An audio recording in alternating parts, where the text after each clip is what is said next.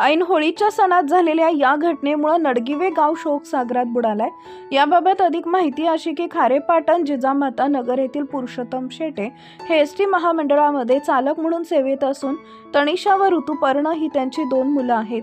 होळीच्या उत्सवात सहभागी होऊन ऋतुपर्ण हा घरी आला।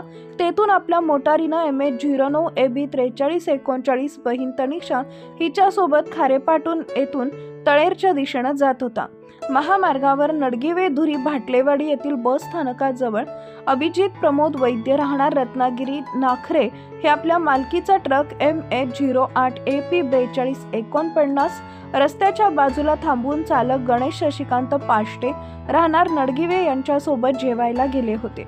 या दरम्यान ऋतुपर्ण यानं मोटारीवरील नियंत्रण सुटल्यानं मोटारीला ट्रकला पाठीमागून जोरदार धडक दिली। ही धडक एवढी भीषण होती की तनिषा हिचा जागीच मृत्यू झाला, तर ऋतुपर्ण हा गंभीर जखमी झाला। त्याला उपचारासाठी कणकवली उपजिल्हा रुग्णालय इथं दाखल करण्यात आले, तर पुढील उपचारासाठी कोल्हापूर इथं हलवण्यात आलं आहे। अपघाताची माहिती मिळताच खारेपाटण ग्रामस्थांनी धाव घेतली। तनिषाच्या मृतदेहासह जखमी ऋतुपर्णला बाहेर काढले। खारेपाटण पोलीस ठाण्याचे पोलीस अंमलदार मिलिंद देसाई, पोलीस हवालदार अवधूत गुणिजन, पोलीस हवालदार रामचंद्र झोरे, श्री कदम, वन विभागाचे विजय भोसले तत्काळ घटनास्थळी दाखल झाले। कणकवली पोलीस निरीक्षक विद्या कांबळे, पोलीस हवालदार राजेश गायकवाड यांनी अपघातस्थळी भेट देऊन पंचनामा केला।